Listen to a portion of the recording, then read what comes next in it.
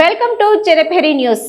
రాములవారి గోటికోటి తలంబ్రాల్లో పాల్గొన్న మహిళలు.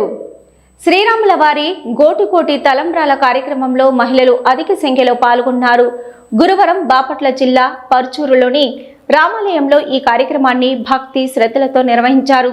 తెలంగాణ రాష్ట్రంలోని భూపాలపల్లి జిల్లా గణపురం మండలం చేల్పూరు గ్రామానికి చెందిన రామదాసు తిరుపతమ్మ దంపతులు రసాయన ఎరువులను వినియోగించకుండా పండించిన ధాన్యాన్ని ప్రతి సంవత్సరం శ్రీరామనవమి రోజున భద్రాచలంలో జరిగే స్వామివారి కళ్యాణానికి తలంబ్రాలుగా ఉపయోగిస్తారు. ఆ ధాన్యాన్ని తెలుగు రాష్ట్రాల్లోని ఇతర ప్రాంతాలకు పంపించి మహిళా భక్తుల చేత గోళ్లతో ఒలిపిస్తారు.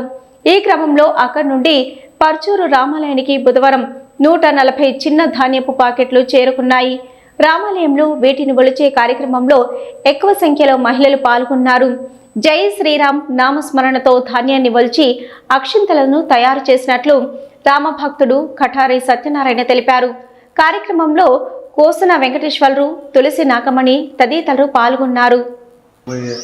సీతారాముల వారి కళ్యాణానికి గోటి తలంబ్రాలు మనకి చేల్పూరు గ్రామం గణపురం మండలం జయశంకరపల్లి భూపాల జిల్లా నుంచి రామదాసు తిరుపతమ్మ గారి సొంత పొలంలో రసాయనిక ఎరువులు వాడకుండా సేంద్రియ ఎరువులతోనే పండించి కోత టైంలో శ్రీమంతం జరిపి మళ్ళీ భద్రాచలం తీసుకెళ్ళి అక్కడ రాముల వారి దగ్గర పూజ జరిపి మళ్ళీ చేల్పూరు గ్రామంలో రామాలయం గుడిలో పెట్టి ప్రతి గ్రామానికి పోర్టు ద్వారా కానీ ఆర్టీసీ కొరియర్ ద్వారా కానీ ట్రాన్స్పోర్ట్ ద్వారా కానీ వాళ్ళ సొంత ఖర్చుల ద్వారా మన గ్రామానికి తెచ్చారు.